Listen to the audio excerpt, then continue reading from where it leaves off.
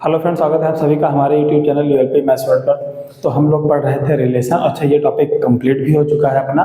तो अब हम इसमें इस वाले वीडियो लेक्चर में कुछ प्रॉब्लम करेंगे और प्रूफ करेंगे या सॉल्व करेंगे कि भाई कैसे अपन जानते हैं कि रिफ्लेक्सिव होता है, कैसे सिमेट्रिक होता है, कैसे ट्रांजिटिव होता है, और अगर तीनों होता है तो कैसे इक्विवेलेंस रिलेशन होता है। तो ये हम पूरी थ्योरी बता चुके हैं। अपन ने जैसे वादा किया था कि अपन क्या करेंगे, एक वीडियो ऐसा बनाएंगे जिसमें क्वेश्चन, तो आज की वीडियो में बस 2-4 क्वेश्चन अपन कराएंगे और फिर ये टॉपिक छोटा टॉपिक है कंप्लीट कर देंगे। और रही पीवाईक्यू बोर्ड में आए हुए क्वेश्चन या अलग अलग कंपटीशन में आए हुए क्वेश्चन, वो एक सेपरेट है, एक सेपरेट पार्ट है, और सेपरेट हम जो है सीरीज लाएंगे, प्लेलिस्ट बनाएंगे, उसमें जहाँ क्वेश्चंस आए हुए हम करवाएंगे। बट अभी हमारा टारगेट क्या है कि हम सारी थ्योरेटिकल पोर्शन को कंप्लीट करें बढ़िया ढंग से पढ़ के, और क्वेश्चन केवल इसलिए करवा रहे हैं ताकि जो सीखा वो अप्लाई कैसे करते हैं ये जानो। बाकी प्रैक्टिस और पीवाईक्यू आए हुए प्रैक्टिस इसकी हम अपन अलग से बना के करेंगे ना। चलो शुरुआत करते हैं। 2 क्वेश्चन हमने यहाँ पर लिखे हैं और इनमें हमें बताना है कि आर कैसे हैं। मतलब आर कैसे हैं का मतलब क्या है, रिफ्लेक्सिव है, सिमेट्रिक है, ट्रांजिटिव है, या तीनों है कि दोनों है कि एक है, क्या है क्या नहीं है, कुल मिला के ये। ठीक है, तो चलो सॉल्यूशन स्टार्ट करते हैं भाई पहले से। तो एक बात अपने को समझ में आई कि ये बताओ, आर को सिर्फ पकड़ लो। आर में वो बंदे होने चाहिए जिसमें पहला वाला दूसरे को डिवाइड करे और साथ ही साथ दूसरा वाला भी पहले को डिवाइड करे। तो एक बार बताओ, अगर मैंने 1,2 ले लिया तो 1,2 तो 1 2 को डिवाइड कर रहा है, बट उल्टा खेलो 2,1 बट 2 1 को डिवाइड नहीं कर रहा है। इसका मतलब किसी दूसरे नंबर के साथ तो पेयरिंग हो ही नहीं पाएगी। तो किसके साथ पेयरिंग हो पाएगी? केवल खुद के साथ हो पाएगी। तो 1,1 अब कह दो ये इसको डिवाइड कर रहा है, ये इसको डिवाइड कर रहा है, क्योंकि दोनों सेम है। फिर 2,2 और 3,3, इन 3 के अलावा किन्हीं अन्य एलिमेंट के साथ ऐसा कोई हमारे पास पेयरिंग नहीं मिलेगा, क्योंकि पहला वाला दूसरे को डिवाइड कर रहा होगा तो दूसरा वाला पहले को नहीं कर रहा होगा। ऐसा तभी पॉसिबल है जब ये हमारे पास सेम नंबर हो। तो ये हमारे पास क्या हो गया, क्या रिफ्लेक्सिव है? यस रिफ्लेक्सिव है। और याद करो, इसको एक और नाम से बोलते हैं आइडेंटिटी। देखो रिफ्लेक्सिव क्या होता है, जब खुद के एलिमेंट के साथ खुद का पेयरिंग हो और साथ ही साथ औरों के साथ भी पेयरिंग हो। लेकिन खुद का खुद के साथ पेयरिंग हो और औरों के साथ पेयरिंग ना हो तो उसको हम लोग क्या बोलते हैं? आइडेंटिटी बोलते हैं। तो ये हमारे पास स्पेशली कौन सा रिलेशन है? This is an identity relation. ठीक है, तो कहानी अपन की खत्म हुई एक ही लाइन में यहाँ पर। ठीक है, हम आते हैं सेकंड नंबर क्वेश्चन में। एक काम करते हैं, देखो जब भी 2 सेट आते हैं तो दोनों सेट को हम क्रॉस मल्टीप्लाई करते हैं, या सिंगल सेट भी आता है तो खुद का खुद ही के साथ क्रॉस मल्टीप्लिकेशन करते हैं। तो 2 सेट का क्रॉस प्रोडक्ट या एक ही सेट का 2 बार क्रॉस प्रोडक्ट, उससे एक हमारे पास पेयर में एक सेट बनता है क्रॉस प्रोडक्ट का। ठीक है, जिसको क्रॉस प्रोडक्ट ना बोल के कार्टेशियन प्रोडक्ट बोलते हैं। और कार्टेशियन प्रोडक्ट का कोई भी सबसेट उठाते हैं वो क्या बनाता है? रिलेशन बनाता है। इसका मतलब किन्हीं भी 2 सेट को जिसको कार्टेशियन प्रोडक्ट किया जा रहा है तो कार्टेशियन प्रोडक्ट सबसे बड़ा सबसेट होगा, है ना। तो इसका मतलब, कहने का मतलब है, हमने एक याद करो बात बताया था यूनिवर्सल।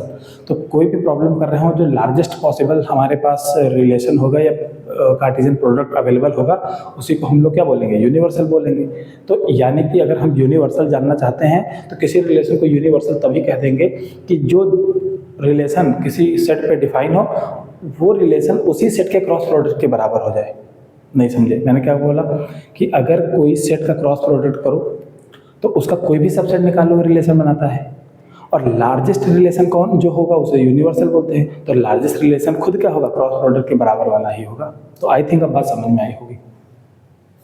तो अगर मैं यहाँ पर कहूँ कि इसमें आर में कौन बंदे बैठेंगे, हर वो पेयरिंग बैठ जाएगा जिसमें डिफरेंस लेने पे क्या हो जाएगा? इवन नंबर आ जाएगा। तो ये सारे यार ऑड है, सारे ऑड में किसी ऑड का किसी ऑड के साथ डिफरेंस ले तो हमेशा इवन आता है। 3 में से 1 घटा दो 2, 7 में से 5 घटा दो 2, 7 में से 1 घटा दो, है ना, 6 आ जाता है। यानी किसी भी ऑड नंबर में से ऑड नंबर घटा दो तो हमेशा इवन ही आता है। इसका मतलब हर बंदे की पेयरिंग हर बंदे के साथ मिल जाएगी। यानी 3 की 7 के साथ मिल जाएगी, 3 की 11 के साथ भी मिल जाएगी, और 5 की 7 के साथ भी मिल जाएगी, और 5 की 11 के साथ मिल जाएगी। आप घटा के देख लो, है ना, और वो देखो इवन आ भी रहा होगा। अच्छा, ये एक रिलेशन बन गया, लेकिन बड़ी अच्छी बात ये है कि इन दोनों का अगर हम क्रॉस प्रोडक्ट यानी कार्टेशियन प्रोडक्ट करें ना, तो ये भी क्या आता है, यही 4 एलिमेंट आएंगे। यानी कि एक ऐसा सेट डिफाइन किया गया जो सेट के कार्टेशियन प्रोडक्ट के बराबर निकला। यानी कि ये जो है रिलेशन, ये लार्जेस्ट पॉसिबल रिलेशन है कि नहीं है, क्योंकि कार्टेशियन प्रोडक्ट के बराबर हो गया, इसीलिए इसको हम लोग यूनिवर्सल रिलेशन बोलेंगे। यानी ये रिलेशन कैसा है, यूनिवर्सल रिलेशन। ये तो बस एक छोटा सा एग्जांपल है, किसी बड़े एग्जांपल में अपन पहचान ऐसे ही करेंगे। तो रफ करते हैं, अपन तीसरा क्वेश्चन लिखते हैं। यार मैं बोल तेज रहा हूँ, आई थिंक सुनाई दे रहा होगा आप लोगों को। थोड़ा सा बंद कमरे में, जानते हो, गूंजती आवाज़, खाली हॉल होता है, तो बस वही हाल मेरा भी है। फिर भी मैं एडजस्ट करता हूँ पर थोड़ा। ओके, नाउ क्वेश्चन नंबर 3 में हमारे पास क्या दिया गया है कि prove that relation on n for natural number, जहाँ पे x रिलेटेड टू y, ये सब नोटेशन मैं बता चुका हूँ थ्योरी पार्ट में। यार कृपया करके थ्योरी पढ़ लें, जिन्होंने मतलब कोई अगर ये वीडियो डायरेक्ट देख रहा हो तो वो उससे पहले वाले वीडियो देखें ना। हाँ, तो मैं क्या कह रहा था, relation x y such that 2x² minus 3xy और plus Y square equals to 0, ये एक रिलेशन है। रिलेशन को देने के कई सारे तरीके होते हैं, कैसे भी ये दे देता है। इस देखो, अब मैं प्रूफ करने को दे दिया है, बात अलग है, मैं प्रूफ नहीं, रिलेशन ऑन एन दिस। अब ये क्या है, रिफ्लेक्सिव है कि नहीं, ट्रांजिटिव है कि नहीं, और सिमेट्रिक है कि नहीं, पता करते हैं। चलो सबसे पहले बारी बारी चेक करते हैं सॉल्यूशन। तो पहले फॉर रिफ्लेक्सिव के लिए जाएंगे। फॉर रिफ्लेक्सिव नंबर कहाँ के लेने हैं, नेचुरल नंबर ही लेने हैं। तो रिफ्लेक्सिव में जानते हो कि a, a होता है कि नहीं होता है, या यार x, x ले सकते हैं, x, x, ठीक है ना, और वो से नेचुरल नंबर से आ रहा है, x, x ले लो तो रखो, यानी x के जगह पे भी x रखना है और y के जगह पे भी क्या रखना है, x रखना है। और सेटिस्फाई कर गया, मतलब हर x, x एलिमेंट उसमें होगा। तो रखते हैं 2x² माइनस 3x और y के जगह पे भी कितना, x, और प्लस y के जगह पे x² हो जाएगा, ठीक है। इक्वल्स टू क्या आता है, बात की बात है, ठीक है ना। अब 2x² में x² जोड़ा 3x² हो गया, माइनस 3 इंटू एक्स, तो 3x² हो गया, बराबर 0 आ गया कि नहीं आ गया। यानी x, x अगर रखो तो सेटिस्फाई कर गया कि नहीं कर गया। अब यानी कि हर एक x की वैल्यू 1 होगी तो 1, 1, x की वैल्यू 2 होगी तो 2, 2, x की वैल्यू 3 होगी तो 3, 3, ऐसे इनफिनाइट तक चलते चले जाओ। इसका मतलब अपने साथ पेयरिंग मौजूद है कि नहीं, सबकी मौजूद है, इसका मतलब रिफ्लेक्सिव तो हो गया भाई। तो इसका मतलब it is reflexive, it is reflexive, ठीक है। इस क्वेश्चन में हालांकि ये प्रूफ करने को जो दिया गया था, ये प्रूफ करने के दिया गया था कि prove that this relation is reflexive but not symmetric, ठीक है ना। तो चलो भाई मैं खत्म ही पूरा कर देता हूँ, क्योंकि अपन को ट्रांजिटिविटी में ना तकलीफ झेलनी पड़ सकती है, इसलिए। तो prove that this relation on this is reflexive, है ना, बट नॉट सिमेट्रिक, है ना, नॉट सिमेट्रिक। और सिमेट्रिक हमें प्रूव करना है तो अपन क्या करते हैं, x, y अगर है तो y, x का भी होना जरूरी है। दोनों हो गए तो रिफ्लेक्सिव सिमेट्रिक होगा, अदरवाइज सिमेट्रिक नहीं होगा। तो अब हम फॉर सिमेट्रिसिटी, थोड़ा सा मैं गंदा लिख रहा हूँ जल्दी के चक्कर में, ठीक है ना। तो अब जाहिर सी बात है, if x, y belongs to r, तो x बिलोंग्स टू अगर y होगा तो पक्की बात है 2x² माइनस 3xy और प्लस y² बराबर क्या होना पड़ेगा, 0 होना पड़ेगा। और अगर वो सिमेट्रिक है तो x r y भी होना चाहिए उसमें और y r x भी होना चाहिए। तो अपन देखते हैं, अच्छा दोनों क्या आएगा, बराबर आने का यार कुछ है क्या, यानी कि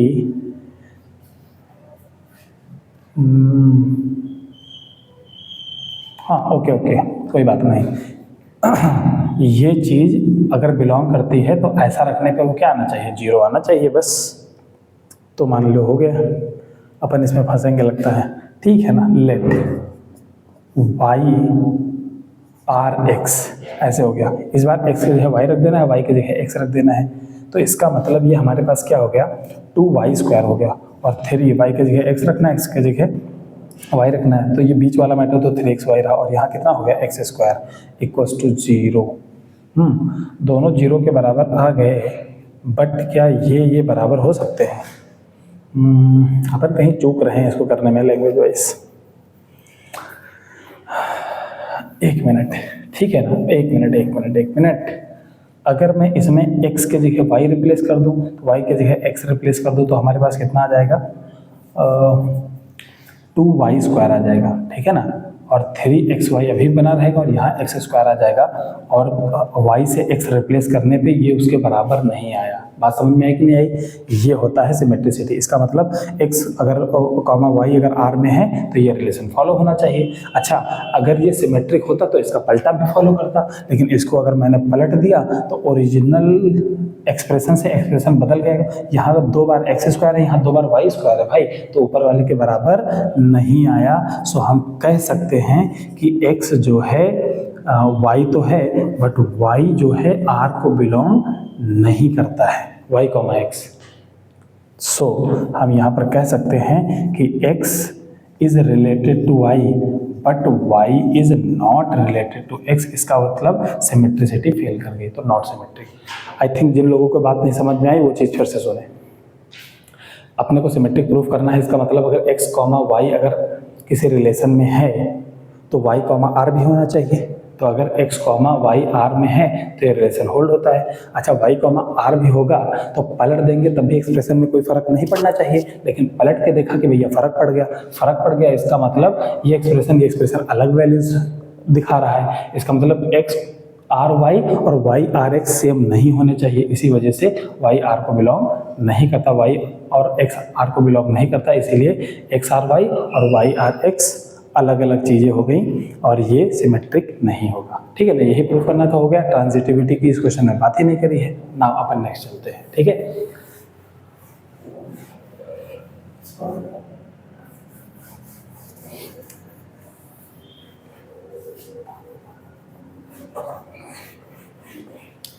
तो करते हैं भाई चौथा नंबर क्वेश्चन, है ना। चौथा, let n be a natural number, है ना, बी अ नेचुरल नंबर।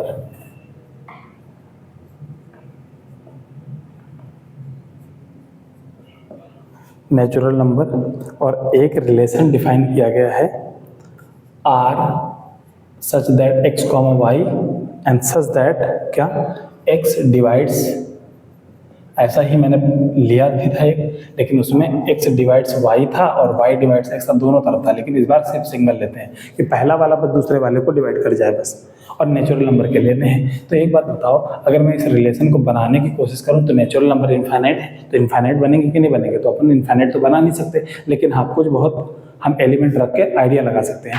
जैसे 1 1 को डिवाइड करता है, 1 2 को भी डिवाइड करता है, 1 3 को डिवाइड करता है, कुल मिला के 1 सबको डिवाइड करता है, ऐसे चला जाएगा इन्फिनिट का।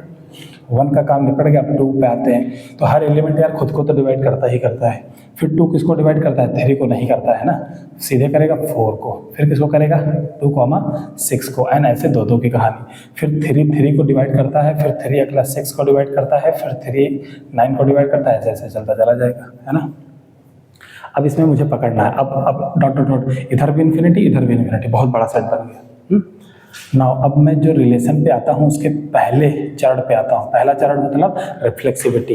रिफ्लेक्सिविटी मतलब खुद का खुद ही के साथ होना चाहिए कि नहीं होना चाहिए। तो कंडीशन देखो, x डिवाइड y, तो खुद एक एलिमेंट खुद को डिवाइड करता है कि नहीं करता? जी हाँ, बिल्कुल करता है। तो हर एक एलिमेंट का खुद के साथ पेयर होगा, इस वजह से रिफ्लेक्सिव तो होगा। अब इसमें मैं लिखा नहीं रहा हूँ, वरना लिखना चाहो तो नोटंकी ऐसे लिख सकते हो कि for all a belongs to n, ठीक है ना, a कॉमा,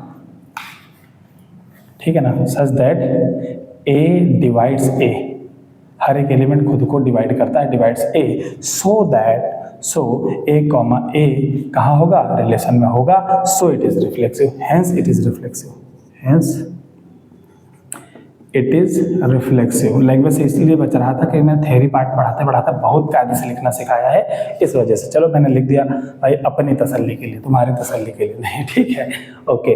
नाउ अपन आते हैं भाई सिमेट्रिक बात पे। सिमेट्रिक चलिए यही लिख लेते हैं ना, सिमेट्रिक। सिमेट्रिक में क्या कहता है, अगर x y को डिवाइड करता है तो y भी क्या करना है, x को डिवाइड करेगा, तभी सिमेट्रिक कहा जाएगा। तो मैंने कहा जब किसी को प्रूव करना हो तो सारी चीज़ों के लिए प्रूव करना होता है, और किसी को डिसप्रूव करना हो तो केवल मात्र एक उदाहरण काफ़ी है उसको ध्वस्त करने के लिए। जैसे मैं ऐसे ही एक उदाहरण ले लेता हूँ एग्जाम्पल कि लेट क्या या फिर लेट क्यों करना, मान लेते हैं, चलो ठीक है लेट ही लेट 3,6 बिलोंग्स टू R। क्यों ऐसा, बिकॉज 3 डिवाइड्स 6, क्योंकि 3 जो है 6 को डिवाइड करता है, बट उसका उल्टा, बट 6 नॉट डिवाइड्स 3। 3 6 को डिवाइड करता है लेकिन 6 3 को डिवाइड नहीं करता है, क्योंकि भाई बड़ा नंबर तो होना चाहिए यार, अपने बराबर तो होना चाहिए कम से कम। तो यानी कि उल्टा यहाँ पर फिट नहीं बैठा, इस वजह से 6,3 जो है वो रिलेशन में नहीं होगा। तो यहाँ से अपने को ये सीख मिली कि 3,6 जो है R को बिलोंग करता है, बट उसका पलटा 6,3 R को बिलोंग नहीं करता है, इसी वजह से सिमेट्रिसिटी फेल होगी। ठीक है ना, तब नॉट सिमेट्रिक। तीसरे पार्ट पे आते हैं, अपन ट्रांजिटिविटी देखेंगे, है ना। ट्रांजिटिविटी में क्या कहता है कि कोई भी एलिमेंट जैसे a, b अगर R में हो और एंड b, c अगर R में हो तो देन पक्की बात है a, c भी R में होना चाहिए। चलो जानते हैं, सपोज करो ये हमारे पास कोई नेचुरल नंबर है जहां पर पहला वाला दूसरे को डिवाइड कर रहा है, इसका मतलब a डिवाइड्स b एंड, और इसका क्या मतलब हो कि b डिवाइड्स c, यानी a b को डिवाइड करता है और b c को डिवाइड करता है। जैसे उदाहरण के तौर पर मैं तुमको कहूं कि 2 यार 6 को भी डिवाइड करता है एंड 6 जो है 18 को डिवाइड करता है, तो ये 2 फाइनली 18 को डिवाइड करेगा कि नहीं करेगा, अरे भाई बिल्कुल डिवाइड करेगा। तो वही वाली कहानी यहाँ चली आई कि a अगर b को डिवाइड करता है और b c को डिवाइड करता है तो हम कह सकते हैं कि a divides c, A divide C। अगर A C को डिवाइड करता है तो इसका मतलब इनका जो पेयर है वो कहाँ रिलेशन में बिलोंग करेगा, तो यानी कि पहला और आखिरी बिलोंग करके इनका पेयरिंग, इसका मतलब ये क्या होगा, ट्रांजिटिव होगा। तो ये ट्रांजिटिव है, तो ये रिफ्लेक्सिव है, ट्रांजिटिव है बट सिमेट्रिक नहीं। अभी सिमेट्रिक हो जाता तो इक्विवेलेंस रिलेशन बन जाता, यानी कि एक क्वेश्चन अभी रह गया है इक्विवेलेंस रिलेशन कराने वाला। ठीक है, उसमें वो तीनों होना पड़ेगा, तो अपन फटाफट करते हैं जल्दी से, है ना।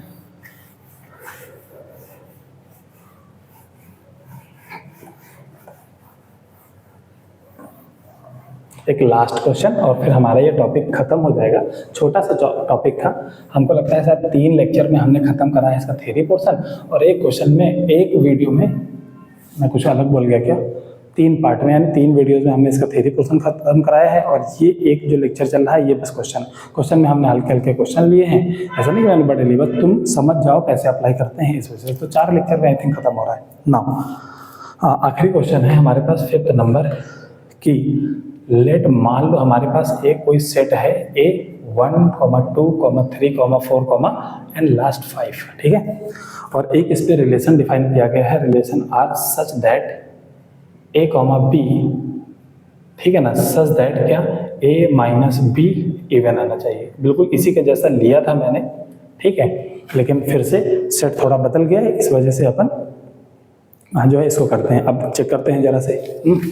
तो ये मुझे बताओ, सॉल्यूशन में आते हैं ना। पहले तो चेक करेंगे रिफ्लेक्सिविटी के लिए, मैं हेडिंग डाल रहा हूँ फॉर रिफ्लेक्सिविटी, समझ लो। अब रिफ्लेक्सिविटी में क्या कहता है कि हर एक एलिमेंट खुद के साथ होगा कि नहीं होगा, तो खुद के साथ होने के लिए जानना पड़ेगा कि हर एक एलिमेंट खुद के साथ रखोगे तो उन दोनों को माइनस करना पड़ेगा। अच्छा, माइनस करोगे तो 0 आएगा कि नहीं आएगा। अब 0 इवन की कैटेगरी में रखा जाता है, जी हाँ बिल्कुल रखा जाता है। इसका मतलब हर एक एलिमेंट का खुद के साथ सब्ट्रैक्शन कितना आएगा, 0 आएगा, और 0 एक इवन नंबर है, इसलिए हर पेयर खुद के साथ तो मौजूद होगा ही होगा। तो मैं ऐसा लिख सकता हूँ कि for all A belongs to A, है ना, A minus A equals to 0, और 0 क्या है, एक इवन नंबर है। सो मैं कह सकता हूँ कि A, जो है R में बिलोंग करता है, सो it is reflexive.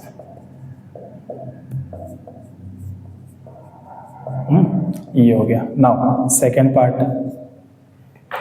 Symmetric relation क्या कहता है, अगर x, y बिलोंग करता है तो y कॉमा एक्स भी बिलोंग करेगा, तभी सिमेट्रिक होगा। तो अपन करके देखते हैं भाई। जैसे मैंने कहा कि let a comma b belongs to r। अगर कोई पेयर R में बिलोंग करता है, इसका मतलब उसका डिफरेंस क्या होना चाहिए, इवन होना चाहिए। इसका मतलब a माइनस बी का डिफरेंस वो हमेशा क्या आएगा, इवन आएगा।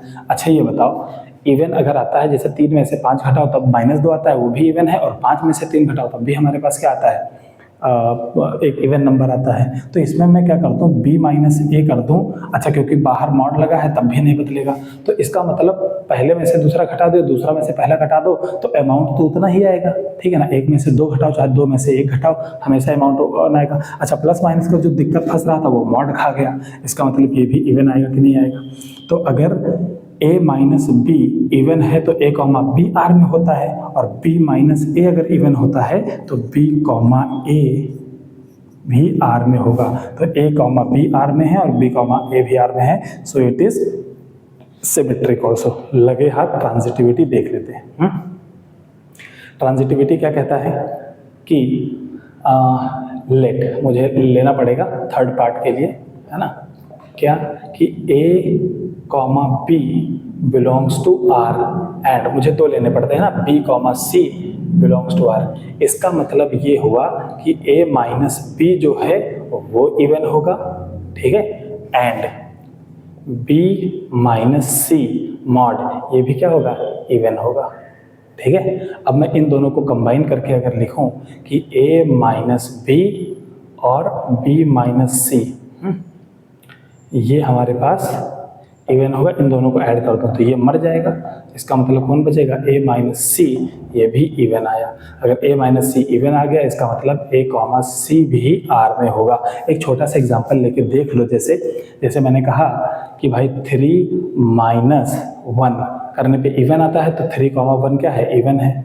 या फिर उल्टा ले लो, 1 कॉमा 3 क्या है, इवन है, और फिर 3 कॉमा 5 भी इवन है, ठीक है ना, क्योंकि इन दोनों का डिफरेंस भी इवन आता है, इन दोनों का डिफरेंस आता है। तो पहले और आखिरी का डिफरेंस कौन, 1 कॉमा 5 का डिफरेंस भी 4 इवन आता है, इसलिए ये भी क्या होगा, उस वाले पेयर में होगा। तो वही बात मैंने लिखी है कि a कॉमा बी इवन है और b कॉमा सी भी इवन है, तो a कॉमा सी भी इवन होना पड़ेगा।